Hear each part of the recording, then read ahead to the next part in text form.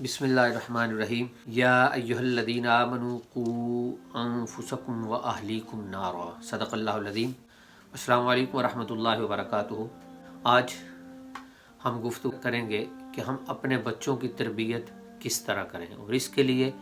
ہمیں قرآن مجید فرقان حمید نے اور احادیث نے کیا حکم دیا ہے۔ قرآن مجید فرقان حمید کتاب لا ریب میں سے ایک آیت مبارکہ کے ایک حصہ میں نے تلاوت کیا۔ اللہ پاک فرماتا ہے یا ایھا الذین آمنوا قوا انفسکم و اہلیکم نارا، اے ایمان والو اپنے آپ کو اور اپنے گھر والوں کو بھی آگ سے بچاؤ، یعنی جہنم کی آگ سے بچاؤ۔ یہاں سے یہ پتہ چلتا ہے کہ جو گھر کے سربراہ ہیں یعنی والدین، ان کی ڈیوٹی اللہ رب العزت لگا رہا ہے کہ اپنے آپ کو بھی آگ سے بچاؤ اور اپنی اولاد کو بھی بچاؤ۔ دو حصے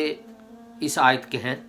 پہلا یہ ہے کہ اپنے آپ کو بچاؤ۔ اس سے پتہ یہ چلتا ہے کہ ہمیں اپنی اولاد کے سامنے اپنی عملی زندگی پیش کرنی ہے، نماز پڑھنی ہے، ہمیں اولاد کے سامنے ذکر کرنا ہے، ہمیں اپنی اولاد کے سامنے قرآن پاک پڑھنا ہے، ہم نے اپنی اولاد کے سامنے جھوٹ نہیں بولنا، ہم نے اپنی اولاد کے سامنے کسی سے لڑائی جھگڑا نہیں کرنا، ہم نے اپنی اولاد کے سامنے کسی کی غیبت نہیں کرنی، ہم نے اپنی اولاد کے سامنے اپنے بہن بھائی رشتہ داروں کو برا بھلا نہیں کہنا۔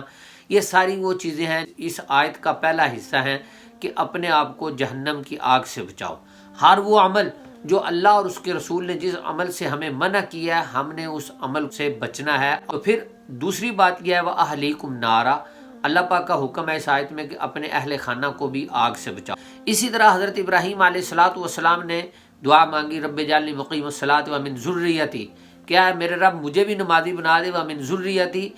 اور میری اولاد کو بھی، آنے والی میری نسلیں جو ہیں قیامت تک، ان کو بھی نمازی بنا دے۔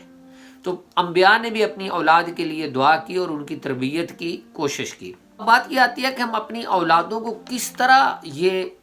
سمجھائیں۔ اب اس وقت دو چیزیں ہم ڈسکس کرنے جا رہے ہیں۔ ایک تو یہ ہے کہ چھوٹے بچوں کو کس طرح تربیت کی جائے،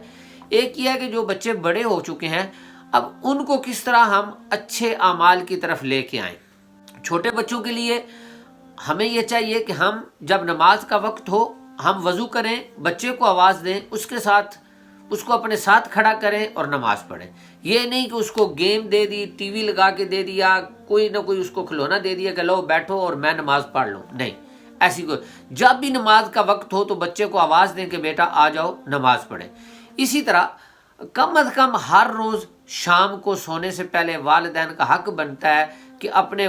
بچوں کے ساتھ کم از کم 10 منٹ کے لیے بیٹھیں۔ کتنی دیر کے لیے؟ For 10 minute only. ان کے ساتھ بیٹھیں اور ان کو کوئی نہ کوئی ایک حدیث کی بات سنائیں، قرآن کی بات سنائیں، اللہ اور اس کے رسول کی بات سنائیں، اللہ کی محبت اور اللہ کا پیار سنائیں، نبی پاک صلی اللہ علیہ وسلم کی محبت اور پیار سنائیں، اور وہ محبت کیا مانگتی ہے ہم سے، اللہ اور اس کے رسول کی محبت ہم سے کیا مانگتی ہے، ہمیں کس طرح رپلائی دینا ہے، ہمیں کس طرح اس کا رسپانس کرنا اس محبت کا۔ ایک تو چھوٹے بچوں کو یہ سکھایا جائے۔ دوسرا، جس طرح ہم چھوٹے بچوں کو کہتے ہیں لو ABC یاد کرو تمہیں چاکلیٹ ملے گی، 1 2 3 یاد کرو تمہیں یہ ٹوائے مل جائے گا، یہ کھلونا مل جائے گا، آپ اسکول میں نرسری میں اچھے گریڈ لو آپ کو یہ چیز مل جائے گی، اس کو موٹیویشن دیتے ہیں۔ اسی طرح نماز کے لیے بھی، اچھے اعمال کے لیے بھی بچے کو ہم موٹیویشن دینی چاہیے کہ بیٹا آپ نماز پڑھو، دن میں اگر 5 نمازیں پڑھو گے تو شام کو آپ کو یہ چاکلیٹ ملے گی، جو بچوں کو پسند ہے، جو بھی چیز اس کو پسند ہے۔ اگر ہم کچھ دن اس طرح بچے کے ساتھ کریں گے تو بچے کو نماز کی عادت پڑ جاتی ہے۔ چھوٹا بچہ پھر خود آواز دیتا ہے مام نماز کا ٹائم ہو گیا، ڈیڈ نماز کا ٹائم ہو گیا، آ جاؤ نماز پڑھ لیں۔ اور اگر نماز کے وقت ہم خود گپے لگا رہے ہیں، ٹی وی کے آگے بیٹھے ہوئے ہیں، مختلف قسم کے کاموں میں لگے ہوئے ہیں، ہمیں پرواہ ہی نہیں ہے، تو پھر کسی صورت میں بھی بچے کو عادت نہیں پڑے گی۔ اور ایک بات، دوسری بات یہ ہے کہ گھر کے اندر اذان کا کوئی نہ کوئی اہتمام کریں جس سے 5 وقت گھر کے اندر اذان ہو جائے۔ خواہ وہ ریڈیو لگا لیں، آج ٹوائز ملتے ہیں جن کو گھر کے اندر رکھا جائے، ان کے ذریعے اذان کی جا سکتی ہے، تو ایک اذان کا ایک اہتمام کیا جائے تاکہ بچے کے کانوں میں اذان پڑے۔ تو اس طرح جب ہم اپنے چھوٹے بچوں کو اپنے ساتھ اٹھائیں گے بٹھائیں گے، اسی طرح اس کو کھانا کھاتے ہوئے بسم اللہ پڑھیں گے، اور ہم اسے بتائیں گے جھوٹ نہیں بولنا، اور اچھی چیزیں اس کو دیں گے، اسے بتائیں گے دوسروں کو بھی اچھی چیزیں دینی ہیں، اس کے ہاتھ سے مسجد میں پیسے ڈلوائیں گے، اس کے ہاتھ سے صدقہ کروائیں گے، اس کے ہاتھ سے ہم لوگوں کی مدد کروائیں گے، تو بچے کی عادت ہو جائے گی۔ لیکن ہماری بدقسمتی یہ ہے کہ 13 14 15 سال تک تو ہم کہتے ہیں ہے ہی بچہ، 15 سال کے بعد کہتے ہیں لو جی اب بچہ ہمارے ہاتھ سے گیا،